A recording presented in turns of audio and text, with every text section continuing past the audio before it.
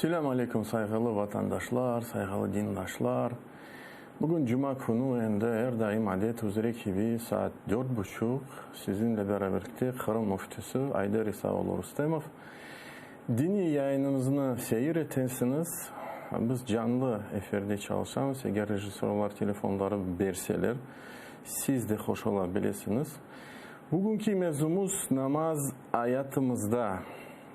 بعد أعوذ بالله من الشيطان الرجيم رب اشرح لي صدري ويسر لي أمري واحلل عقدة من لساني سبحانك اللهم لا إله إلا أنت لا علم لنا إلا ما علمتنا إنك أنت العليم الحكيم. Bu duaları etip başlayık inşallah. Aslında bugünkü mevzumuz geçen yayının devamıdır. Çünkü geçen sefer biz Allah'ın bağın hakkında bahsettik. Ve bu Allah'ın bağı dedik ki namaz. İşte nokta nokta müzakere edelim. Çünkü aslında bu mevzu çok geniştir ve çok mühimdir. Dinimizde, hayatımızda ve aktüeldir. Biz geçen sefer ayttık ki Allah SWT insana irade kuvveti bağışladı ve bu irade kuvvetinin vasıtasıyla insan meleklerden daha yaxşı olabilir ya da şeytanlardan da beter olabilir.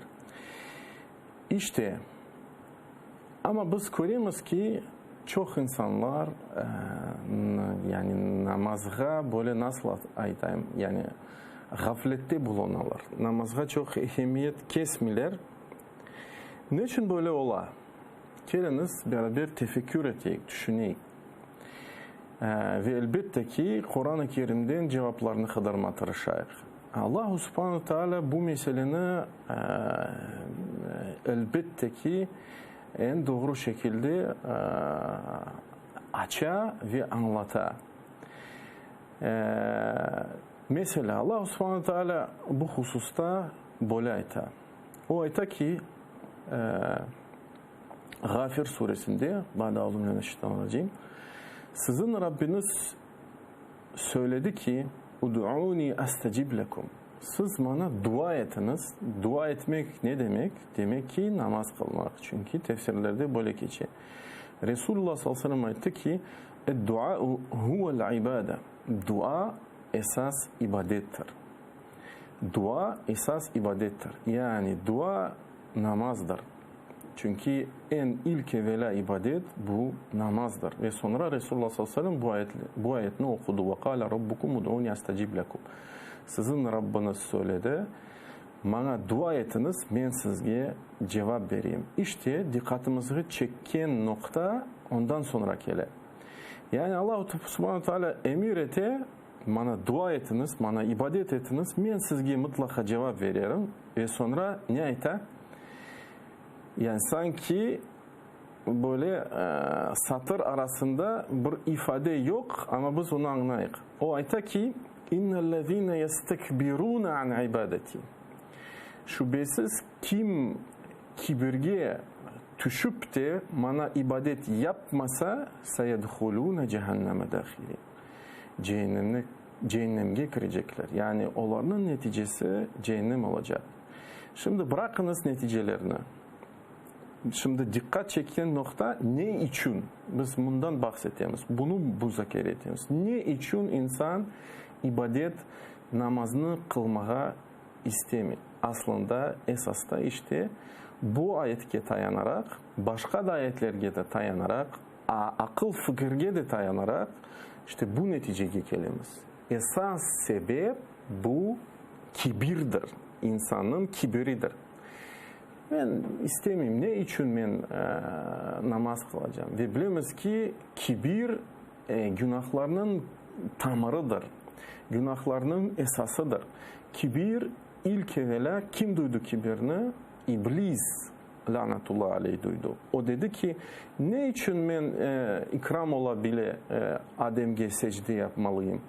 Ne için? Ya Rabbim sen beni ateşten yarattın, onu ise topraktan yarattın. Ateş yani yükselir, töpelerge çıkar, dan ince madde, dan bir yüksek bir madde. O ise çamurdan, çamur aşağıda, yani kibirge daldı. Demek ki isyanın sebebi ilk evvela esasta bu kibirdir. Bunu böyle anlamak gerekmez. Ve aslında bu hususta başka da ayetler var. Mesela Allah subhanahu teala ayette وَلَهُ مَنْ فِي السَّمَوَاتِ وَالْأَرْضِ وَمَنْ عِنْدَهُ لَا يَسْتَكْبِرُونَ عَنْ عِبَادَتِهِ. Allah subhanahu teala bütün şeylerden, bütün mahlukatlardan hem köklerde hem zeminde sahiptir. Ve kim onun yanında, kimse kibirge dalmaz, kibirge düşmez ona ibadet yapmaya. İşte gene de bakınız saygılı vatandaşlar, Allahu Subhanahu Teala ona ibadet etmek meseleden nene bağlay? Kibirden bağlay. Yani onlar kibir yapmaylar, kibirge düşmeler, kibirli davranmaylar ve ilahire. Ve men aytkan gibi bu hususta ayetler çok ve esas mana bu ayetlerinin bağlanması bu kibir meselesi.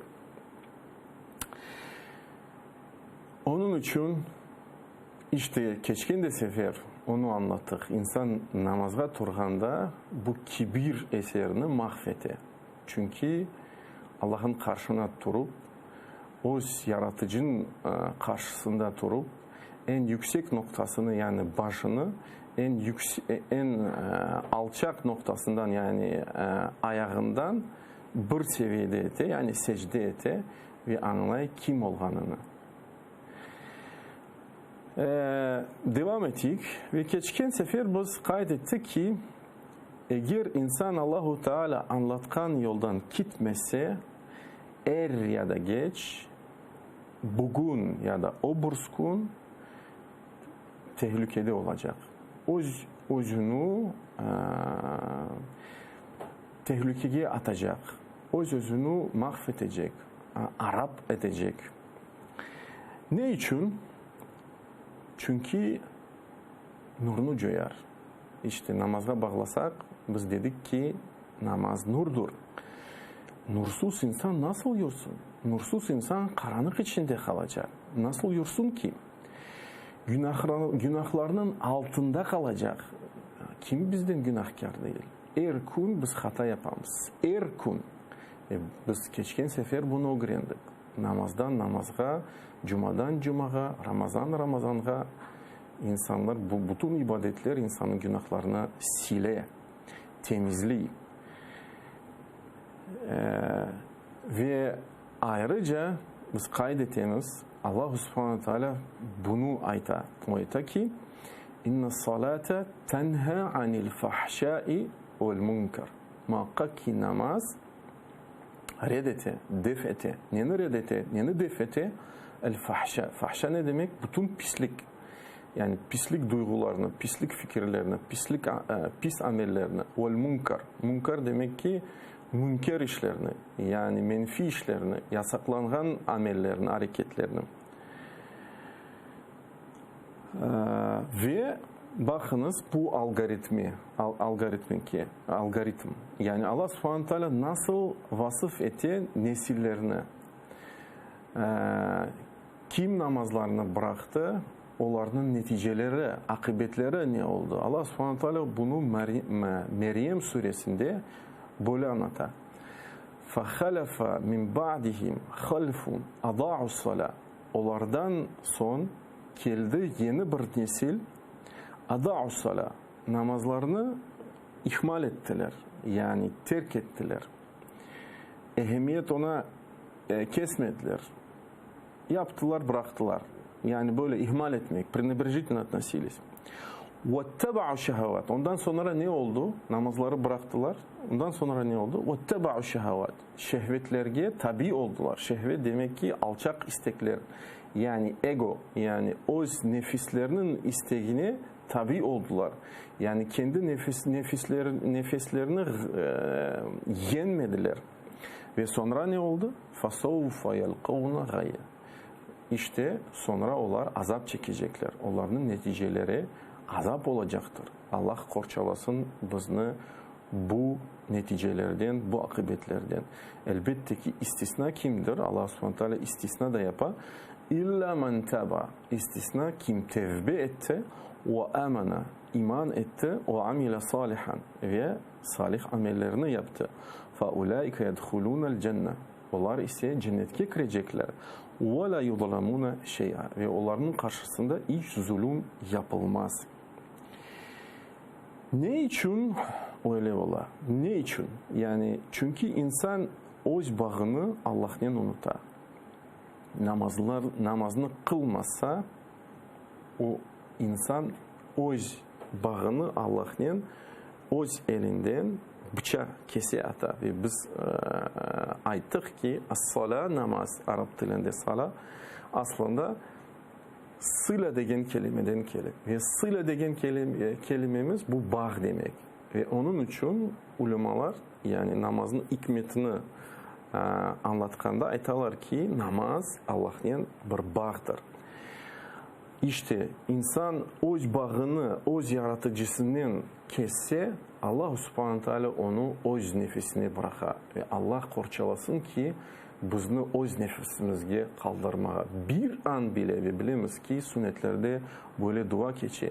Allahümme la tekilni nefsi la tekilni ila nefsi tarfata aynin ve la aqalla min zalik. Allah'ım ya Rabbim beni öz nefsime bir an bile bir bakış müddetine bile kaldırma. Çünkü Allah subhanahu teala bizni böyle alda bıraksa biz hiçbir zaman doğru yoldan gitmeye imkanımız olmaz. Hiçbir zaman hidayette bulunmayacağımız. Çünkü yani bu dünyada, bu imtihan dünyada hidayetini bağışlayan, doğru yolunu göstergen tek Allah'tır. Ve biz bir an bile Allah'tan yaşap yani düzgün bir şekilde Allah subhanahu teala razı olan bir şekilde hiç imkanımız olmayacak. Ve geçen sefer biz kaydettik ki namaz rükündür. Namaz dinimizde büyük bir ameldir. İşte bundan başka mesele çıksa yani nasıl mesele? Yani o insan namazını bıraksa dinden çıkar mı ya da çıkmaz mı? Yani böyle de bir mesele var. Müzakere edilgen bir mesele. Aslında çok mühim bir mesele. Çünkü bu hususta Peygamberimiz Muhammed sallallahu aleyhi ve sellem sözleri var. Muhammed sallallahu aleyhi ve sellem ne etti ki? İnne beyne raculi ve beyne şirki vel kufri terkus salat. Muhakkak ki bir adamın arasında ve şirk ve kufur arasında ne var? Namazının bırakması var. Yani Resulullah sallallahu aleyhi ve sellem insanın İslam'dan çıkmak ve kufurge, şirke dalmak neden bağladı? Namazının terk etmesinden, bırakmasından bağladı. Sanki dersin insan namazını bıraksa sınırga yaklaşar ve o sınırdan ne var? İşte çukur var. Cehennem çukuru. Ve o sınırını geçse o çukurga düşecek. Yani sanki Resulullah sallallahu aleyhi ve sellem bunu anlatar. Bu hadis Müslim kitabında geçiyor. Ve başka bir hadis var. Yani Resulullah sallallahu aleyhi ve sellem ayta ki el-ahdu'llezî beynena ve beynehumus salat. Sözleşme bizim ve onların arasında yani kafirlerin arasında namazdır. As-salat. Femen terakaha faqad kafar. Ya da iman ve küfrün arasında ne var? Terkus salat. Yani namaz var. Kim onu bıraksa, namazını terk etse, bıraksa faqad kafar. Yani resmen bunda Resulullah sallallahu aleyhi ve sellem artık küfürge düştü deyip söyleyiyor. Bilemiz ki bazı mezheplerde göre böyle bakış bile var. kim namazını bıraksa artık yani küfürge düştü. Ama biz Hanefi mezhebine dayanarak aytamız ki kim namazını red etse itikadan, yani aytsa ki namaz farz değil, ben buna inanmayayım, reddetim, o zaman küfürge düşer. Ama onu tembellikten yapmasa, ihmal etse ama itikadan, yani kalbinde iman varsa o farz olganına ve ona yani saygı duysa, saygı gösterse ve kabul etse kendi kusurlarını ve aytsa ben günahkarım, ben namazını kılmayayım. Çünkü ve anlatsa bir şekilde o inşallah umut ettiğimiz küfürge düşmez. Ama kene de bu Peygamberimiz Muhammed sallallahu aleyhi ve sellem sözlerini unutmanız ve aslında bu sınır çok incedir. Yani saçtan bir ince bir sınırdır aslında. Ve bu sınırını insan sınırga yavaştan yaklaşır. Yani şeytan onu öyle yapar ki yavaştan o sınırga çeker. Aydadan açık ihmal et. Sonra insan kendi bile duymayıp namazları terk etse tembellikten bile kendi duymayıp belki de istihza eder. Yani küler kim namazları kılar. Ve auzu billah, maazallah. Eğer sen külsen insan namaz kılganı için sen artık küfürge girebilirsin. Aslında küfürge girersin yani. Yani sınır anlamak gereksiniz saygılı vatan. Çok incedir ve aslında bu meseleye sonra biz kaytarak vaktimiz kalsa.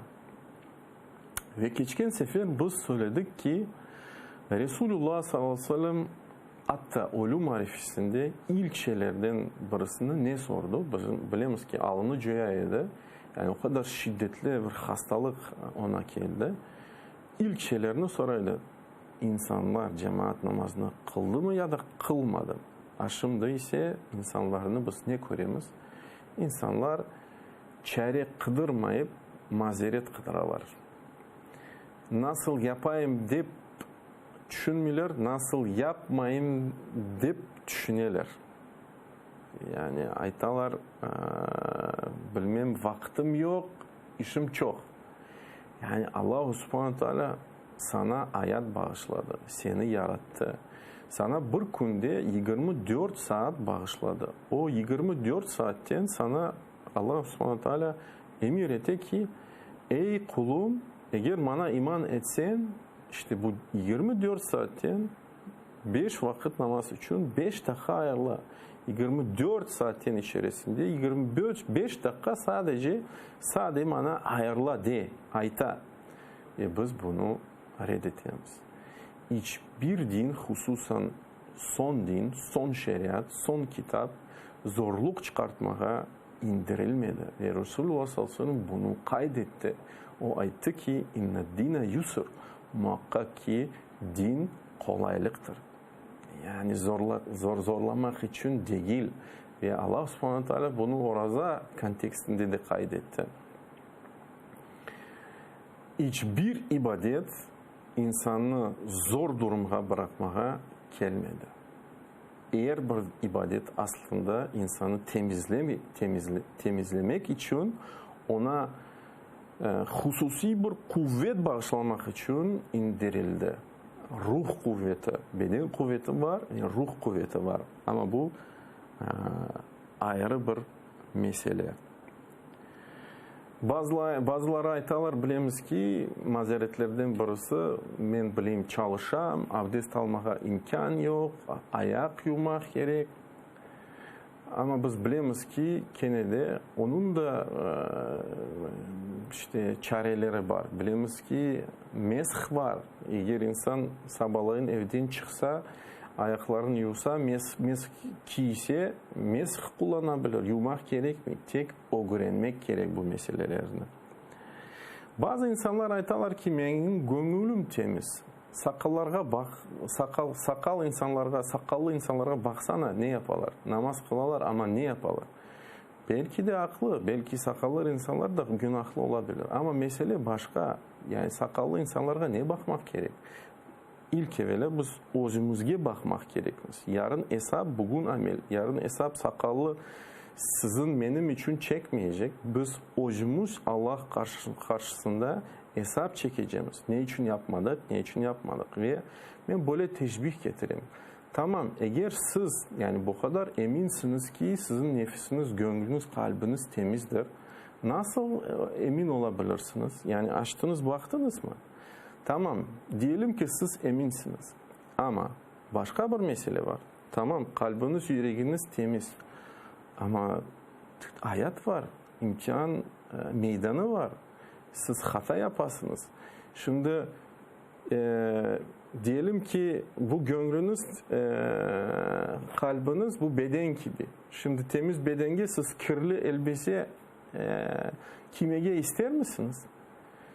Ve nasıl temiz bedenge, temiz beden diyelim ki sizin temiz nefesiniz, temiz gönlünüz, kirli şey girmeye siz ona müsaade eder misiniz? İzin verir misiniz? Elbette ki yok. Çünkü bulaşacaksınız. İşte namaz da böyle. Bizni işte dışarıdan korçalay, dışarıdan temizli. Bizim kalbimizni dışarıdan saklay pis şeylerden. Bugün amel, yarın hesaptır. Namaz kılmayanlar pişman olacaktır. Ve bu da mühim nokta. Ve bunu Allah SWT öz kitabında aytar. Çünkü Allahu ahkemul hakimin. Allah her şeyini bilir. El alimul habir. O aytacak ki kıyamet günü ma salakakum fi sakar. Siz ne için sakarka düştünüz? Yani cehenneme, ateşe düştünüz. İnsanlar aytacaklar. Kalu lem nekum minel musallin. Bakınız. İlk evvela bu sebebini aytacaklar. Aytacaklar ki biz namazını kılmadık. Namazlarını kılmadık. وَلَمْ نَكُوا نُطْعِمُ الْمِسْكِينَ ve miskin yani muhtaç fakirlerge aş vermedik. Yani zekat çıkartmadık. Bu manasındaki. Vacip olan, farz olan namazını kılmadık. Farz olan zekatını kılmadık. Sonra ne bakınız? وَكُنَّا نَخُودُ مَا الْخَائِدِينَ İşte boş şeylerden gaflette düştük. Boş şeylerden uğraştık. Ve sonra ne kele? وَكُنَّا نُكَذِّبُ بِيَوْمِ الدِّينِ ve sonra tekzip kele. Yani kıyamet kunun kelgenine inanmamak meselesi kele. İşte bunu da anlatmaya sizge istedim. Algoritm böyle. İnsan yavaştan bir şeyini terk etti. Allah SWT emir etken şeyini bir farzını, namazını, sonra ikinci farzını terk etti. Sonra boş şeylerden uğraştı, gaflet geçti. Sonra da bile yalancı oldu, tasdik etmedi, kıyamet günü bile küfürge düştü. İşte insanlar böyle, insanın tabiatı böyle. Buna muhayt olmak gerekmez. Ne yazık ki vaktimiz bite yata. Subhanakallahumma ve bihamdik. La ilahe illa ent. Nestağfirukallahumma ve netubu ilek. İnşallah gelecek seferlerde görüşerek.